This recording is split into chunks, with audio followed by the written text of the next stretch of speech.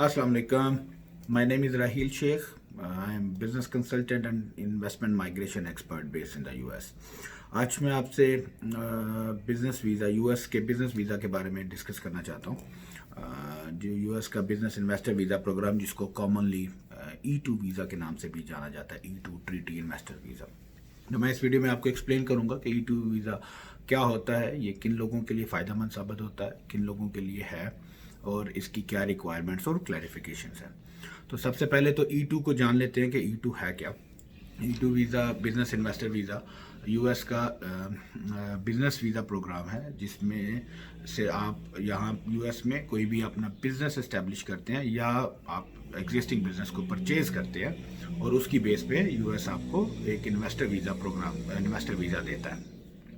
अब इनिशियली जो है ये इम्पॉर्टेंट बात यूएस इस वीज़ा की ये है कि आप ये समझने के लिए कि ये एक नॉन इमिग्रेंट वीज़ा है, यानी ये डायरेक्टली इमिग्रेशन की तरफ लीड नहीं करता। इमिग्रेशन जिसको आप ग्रीन कार्ड या सिटीजनशिप और पासपोर्ट के नाम से जानते हैं, ये बिज़नेस वीज़ा प्रोग्राम इमिग्रेशन को लीड नहीं करता।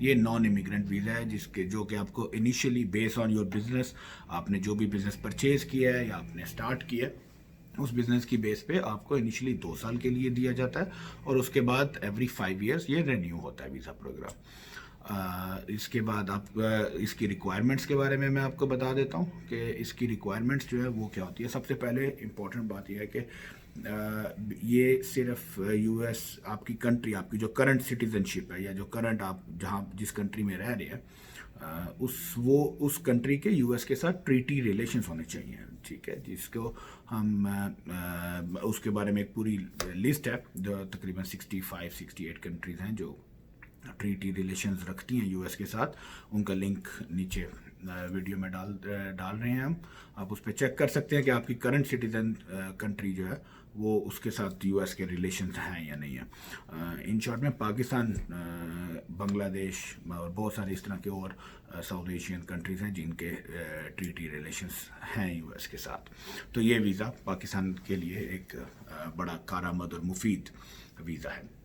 अब इसकी दूसरी रिक्वायरमेंट जो है क्वालिफ़िकेशन के हिसाब से, इसमें कोई एजुकेशन क्वालिफ़िकेशन की रिक्वायरमेंट नहीं है। आपका कोई ख़ास एजुकेशन बैकग्राउंड की कंपल्शन नहीं है, ज़रूरी नहीं है।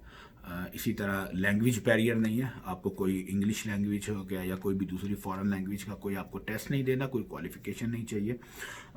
इसके अलावा एक बहुत बड़ी ख़ाम ख्याली जो लोगों को या रॉन्ग कंसेप्शन है कि इसके लिए आपको बिज़नेस कोई बहुत बड़ा बिज़नेस इस्टेब्लिश करना पड़ेगा या कोई बहुत बड़ी अमाउंट 5 लाख, 1 लाख, 10 लाख डॉलर या $1 मिलियन या $1.8 मिलियन की इन्वेस्टमेंट करनी पड़ेगी।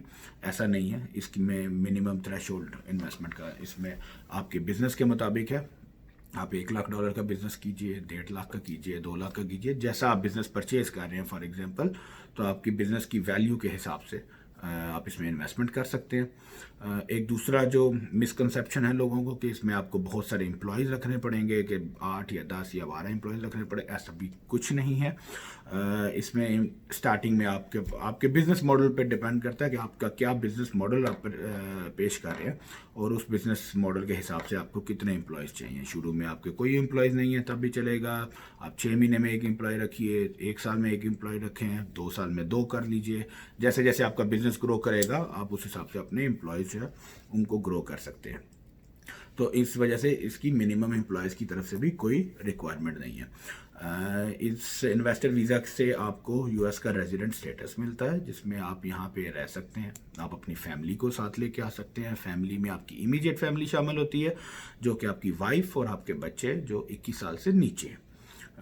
आप उनको साथ लेके आ सकते हैं। आपके बच्चे यहाँ पे अपनी तालीम मुकम्मल करें, तालीम हासिल करें। आपकी वाइफ का काम करना चाहे तो उनके लिए वर्क ऑथराइजेशन मौजूद है, जो कि वो फ्री होते हैं। जो आपका डिपेंडेंट है, वाइफ और husband, whoever is the dependent, तो वो जो आपका डिपेंडेंट है, स्पाउस जो है आपका, उनको जो है वो वर्क ऑथराइजेशन दिया जाता है, जो कि ओपन है। आप कहीं पे भी जॉब कर सकती हैं या कर सकते हैं और कोई भी काम कर सकते हैं, बिज़नेस भी कर सकते हैं सेपरेट, अगर हस्बैंड वाइफ दोनों ने अलग अलग बिज़नेस करने हैं तो बेसिकली उनको कंप्लीट वर्क ऑथराइजेशन दी जाती है। और इसके अलावा आपको यूएस ट्रैवल में कोई प्रॉब्लम नहीं है, आप जब चाहें ट्रैवल करें। इन एंड आउट में कोई प्रॉब्लम नहीं है, जितना चाहे स्टे करें एज लॉन्ग एज आपका वीज़ा वैलिड है। तो ये सारे बेनिफिट्स आपको E2 वीज़ा जो है वो आपको देता है। अच्छा, अब इसमें इम्पॉर्टेंट जो स्टेज है नेक्स्ट, वो है क्वालिफिकेशन क्राइटेरिया, कि ये बिज़नेस आखिर कौन सा बिज़नेस है जो E2 के लिए क्वालिफाई करता है, कितनी इन्वेस्टमेंट होनी चाहिए। तो बेसिकली USCIS इसको डिफ़ाइन करने के लिए उसने 7 कैटेगरीज हैं E2 वीज़ा की रिक्वायरमेंट्स के लिए। उनमें से जो फर्स्ट रिक्वायरमेंट है, जैसे मैंने आपको बताया कि ट्रीटी इन्वेस्टर रिलेशन होना चाहिए, आपकी कंट्री जो है वो ट्रीटी कंट्री होनी चाहिए। जिस अगर आपके रिलेशन हैं US के साथ, ट्रीटी के साथ, तो आप E2 के लिए क्वालिफाइड कर सकते हैं। और अगर आपकी कंट्री का E2 ट्रीटी रिलेशंस नहीं है US के साथ, तो फिर आपका ये वीज़ा आपके लिए नहीं है। फिर उसके लिए डिफरेंट वीज़ा कैटेगरीज हैं, इन्वेस्टमेंट वीज़ा या दूसरे, उनके ऊपर मैं सेपरेट एक वीडियो बनाऊंगा। दूसरी जो रिक्वायरमेंट है मेजर, वो है आपकी आपका जो बिज़नेस है उसमें बिज़नेस की आपकी ऑनरशिप होनी चाहिए।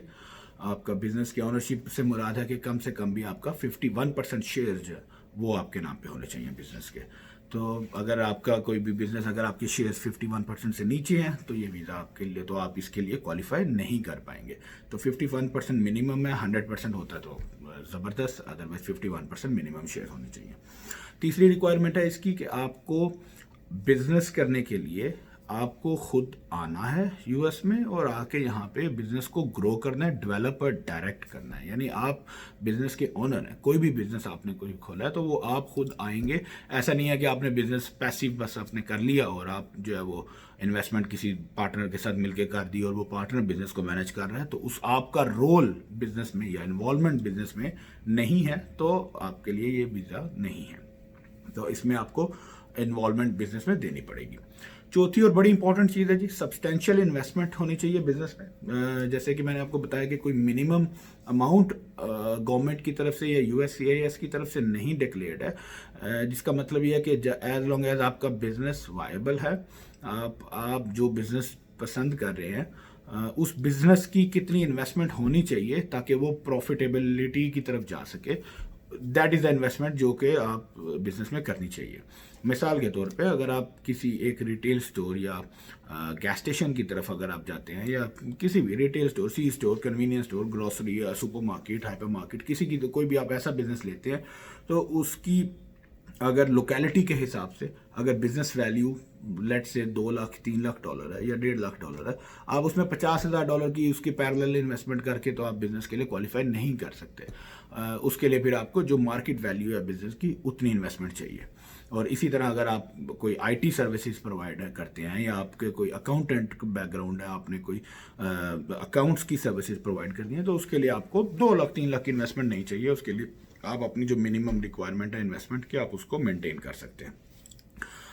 वो इन्वेस्टमेंट रिक्वायरमेंट को हम जस्टिफाई करने के लिए उसके साथ ऑफ कोर्स बिजनेस प्लान लगता है, और वो उसमें आपका जो है वो इन्वेस्टमेंट जो है वो उसको जस्टिफाई करती है कि इतनी इन्वेस्टमेंट आपके बिजनेस के लिए इनफ है। पांचवी जो इसकी क्राइटेरिया है जी, वो है आपका बिजनेस रियल और ऑपरेटिंग होना चाहिए।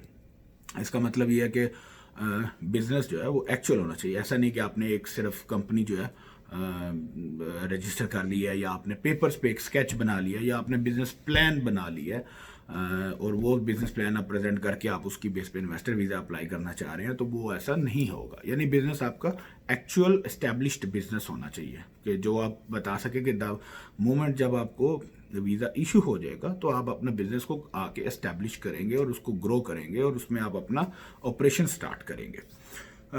तो ये आपकी जो रियल और मार्जिनलिटी, रियल ऑपरेशन जो है वो होने चाहिए। नेक्स्ट क्राइटेरिया जी इसका आता है मार्जिनलिटी ऑफ द बिजनेस। उसका मतलब ये है कि अब ये मार्जिनलिटी और जो सब्सटेंशियलिटी क्लॉज थी कि इन्वेस्टमेंट कितनी होनी चाहिए, ये दोनों आपस में लिंक करते हैं कि अगर आप कोई ऐसा बिजनेस देख रहे हैं जिसमें आपको प्रॉफिट्स जो हैं वो सिर्फ इतने जनरेट होते हैं जो आपकी खुद के लिए और ख़ुद की फैमिली के लिए सफिशेंट है, तो वो बिज़नेस क्वालिफाई नहीं करता। इसका मतलब ये है कि आपको बिजनेस की मार्जिनलिटी देखनी पड़ेगी कि क्या आया आने वाले मुस्तकबिल करीब में आपका बिज़नेस इतना पोटेंशियल उसमें है कि वो ग्रो कर सके कि आप अपने साथ एक आध एम्प्लॉय आपको जब हायर करना पड़ता है तो आप उसको सपोर्ट कर सकें, उसकी सैलरीज आप अफोर्ड कर सकें, और आप सब्सटेंशियल अमाउंट ऑफ इन्वेस्टमेंट जो है वो आपने जो की है उसकी बेस पे फिर आप एक गवर्नमेंट को टैक्सेस पे करेंगे, आप एम्प्लॉयज़ हायर करेंगे, आप इकोनॉमिक कंट्रीब्यूशन जो है कंट्री में वो आप करेंगे। तो वो मार्जिनलिटी है, ऐसा नहीं कि आपने $2-4 अगर आपको नेट प्रॉफिट आ गया और आपने अपनी फैमिली के लिए सफिशेंट है तो आप बोले जी मेरा गुजारा चल रहा है और मैं बिज़नेस कर लूँ, ऐसा नहीं होगा। इसमें आपको बिज़नेस का ग्रोथ का प्लान जो है वो होना चाहिए। और सातवीं और लास्ट रीज़न जो है, लास्ट क्राइटेरिया जो है वो है इसमें आपका इंटेंट टू डिपार्ट। जैसा कि मैंने आपको शुरू में बताया कि ये एक नॉन इमिग्रेंट वीज़ा है, जिसका मतलब है कि ये डायरेक्टली ग्रीन कार्ड पे शिफ्ट नहीं होता। तो इसकी एक लास्ट रिक्वायरमेंट है कि आपकी होम कंट्री के साथ जो है वो स्ट्रॉन्ग टाइज होने चाहिए, जो कि आपकी इंटेंशन शो कर सके कि आप जब खुदा न खास्ता बिजनेस आप वाइंड अप करते हैं या लॉस में चला जाता है या कोई भी ऐसा सिचुएशन आती है कि जब आपका वीज़ा एक्सपायर हो जाता है और आप इसको रिन्यू नहीं करना चाह रहे या नहीं कर पा रहे, तो आपके पास होम कंट्री में वापस जाने के स्ट्रॉन्ग वैलिड रीजंस हैं, आपके टाइज हैं। वो टाइज आपकी फैमिली भी हो सकती है, आपके पेरेंट्स वहाँ पे हैं, आपके बहन भाई वहाँ पे, आपकी फैमिलीज हैं होम कंट्री में, आपकी अगर कोई बिजनेस है, आपके नाम पे कोई प्रॉपर्टीज़ हैं, बैंक अकाउंट्स हैं, कुछ भी है, वो आप सिर्फ उसको जस्टिफाई करने के लिए इनफ होता है कि आपके पास एक बैक होम पे रीज़न है वापस जाने के लिए। तो ऐसा नहीं है कि आपने वीज़ा ले लिया और उसके बाद वीज़ा एक्सपायर हुआ और आपने वीज़ा भी रिन्यू नहीं करवाया और आप यहाँ से एग्जिट भी नहीं किया और आप ओवर स्टे कर गए या इलीगली स्टे कर गए, तो उस चीज़ को जस्टिफाई करने के लिए आपको स्ट्रॉन्ग टाइज जो है वो दिखाने पड़ते हैं। तो ये 7 जो है वो बेसिक क्राइटेरियाज हैं। इन 7 को अगर आप कंप्लीट करते हैं और इन सब के ऊपर पूरा उतरते हैं मेयार के ऊपर, तो आप E2 वीज़ा के लिए क्वालिफाई करते हैं। अब इसके बाद नेक्स्ट वीडियो में जो बनाऊंगा आप पे उसमें हम लोग एक्सप्लेन करेंगे कमिंग वीडियोस के अंदर जो कि E2 जो अगर नॉन इमिग्रेंट वीज़ा है तो E2 से ग्रीन कार्ड में कैसे जाया जा सकता है, E2 के रिन्यूअल्स की क्या रिक्वायरमेंट्स होती हैं, और ये जो इनकी क्वालिफिकेशन क्राइटेरियाज हैं इनको कैसे मीट किया जा सकता है। तो इन सब के लिए stay tuned on my YouTube channel, आप सब्सक्राइब कीजिए, बेल आइकन पे क्लिक कीजिए ताकि आपको वक्तन फ़वक्तन आप इस तरह की वीडियोस की जो है वो नोटिफिकेशन की जा सके। Thank you so much. अस्सलाम वालेकुम।